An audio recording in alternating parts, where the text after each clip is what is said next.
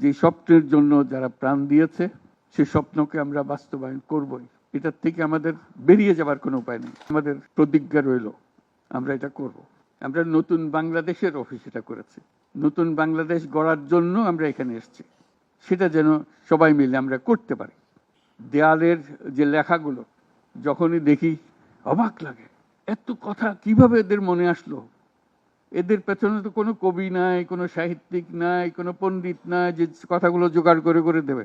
কিন্তু সারা শহর ছড়িয়ে আছে, অন্যান্য শহরেও আছে। প্রতিটি কথা অত্যন্ত মূল্যবান। ছোট্ট কথা, ছোট্ট ছবি, অত্যন্ত মূল্যবান। শুধু বাংলাদেশের মানুষ উতলা হয়ে গেছে নতুন বাংলাদেশ করার জন্য, তাই না?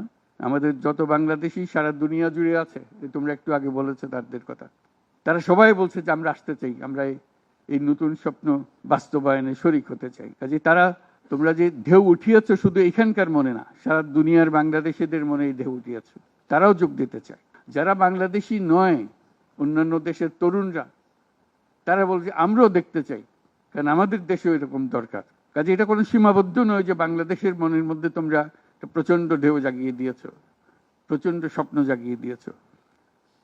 তোমরা সারা পৃথিবীর তরুণকে জাগিয়ে দিয়েছ যে এই তরুণদের হাতেই সৃষ্টি হবে নতুন পৃথিবী। কাজেই তোমরা যেটা করলা সেটারই একটা সূত্রপাত, তরুণদেরকে দিয়েই নতুন পৃথিবীর সূত্রপাত। এটা শুধু নতুন বাংলাদেশের সূত্রপাত না, এটাই নতুন বাংলাদেশের মাধ্যমে নতুন পৃথিবীর সূত্রপাত করছো তোমরা। তোমরা ইতিহাস। আজকে মনে হচ্ছে সাধারণ কয়েকজন তরুণ সামনে বসে আছে, কিছুদিন পরে এই সাধারণরাই অসাধারণ হিসেবে পৃথিবীব্যাপী স্বীকৃত হবে, যেহেতু তোমরা অসাধারণ কাজ করেছো। সেই কাজে যেন বিরতি না আসে, এটাই হলো আমাদের প্রতিজ্ঞা, যে আমরা যেন করতে পারি। আমার একটা প্রস্তাব থাকবে, নাহিদ, আসিফ, তোমাদের সবাইকে, অন্তত মাসে একটা করে চিঠি লিখো আমাদের কাছে। শুধু স্মরণ করিয়ে দেওয়ার জন্য এটা বাকি রয়ে গেল, এটা ঠিক হলো না। কারণ আমরা হয়তো অনেক সময় মাথার থেকে ছুটে যাবে, যেহেতু তোমরা যেভাবে দেখে এসছো আমরা সেভাবে দেখতে জানি না। সেই জানানটা দেওয়ার জন্য আমাদেরকে গুঁতো দিতে হবে, স্মরণ করিয়ে দিতে হবে, যাতে করে আমরা এটার থেকে বিচ্যুত হয়ে যেতে না পারি। এটা তোমাদের দায়িত্ব, কারণ যে পথে রওনা করে দিয়েছ সেটার রূপরেখা তোমাদের কাছে পরিষ্কার। আমরা হয়তো কিছুটা বুঝেছি, কিছুটা অন্যভাবে বুঝেছি, এরকম যেন না হয়। তোমাদের ঠিকভাবে যে স্বপ্ন তোমরা দেখেছো সেই স্বপ্নটা যেন আমরা আমাদের সাধ্যমতো রূপ দিতে পারি।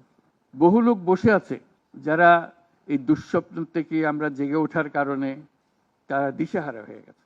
একদিন চুপচাপ শুয়ে শুয়ে দুঃস্বপ্নের মধ্যে এরা ছিল, দুঃস্বপ্ন দেখছিল, আমরা শান্ত আনন্দ সহকারে লুটপাট করে যাচ্ছিলাম, হঠাৎ করে গোলমাল হয়ে গেল। তারা কি চুপচাপ বসে থাকবে? মোটেই না।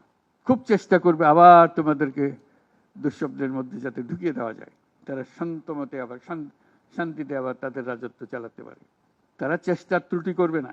কাজে যে কাজ শুরু করেছো এই কাজ সমাপ্ত না হওয়া পর্যন্ত এর থেকে বেরিয়ে যেও না। বাংলাদেশের জন্ম থেকে আজ পর্যন্ত এই সুযোগ আর আসে নাই, যে সুযোগ তোমরা আমাদের হাতে তুলে দেবে। এই সুযোগ যেন হাতছাড়া না হয়। এই সুযোগ হাতছাড়া হলে বাংলাদেশের আর কোনো ভবিষ্যৎ থাকবে না। কাজে এইটা যেন শুধু রাষ্ট্র নয়, পৃথিবীর সম্মানিত রাষ্ট্র হিসেবে প্রতিষ্ঠিত হতে পারে, যেহেতু তরুণরা এটার হাল ধরেছে। এই কারণেই এটা ভিন্ন, এই কারণে এটা ইউনিক, অনন্য। এই অনন্য একটা দেশ আমরা তৈরি করতে চাই। তোমাদের চিন্তায় স্বচ্ছ, তোমাদের চিন্তায় সঠিক, এটা মুঠো থেকে ছাড়বে না, হাত থেকে ছাড়বে না, এবং আমাদেরকে স্মরণ করিয়ে দেবে যদি আমরা এটার এই স্বপ্নের থেকে দূরে সরার কোনো কাজ করে ফেলে। আমাদের কারো কোনো ইচ্ছা নাই এই স্বপ্ন বাইরে যাওয়ার, এই স্বপ্ন বাস্তবায়ন করাই আমাদের সার্বক্ষণিক কাজ।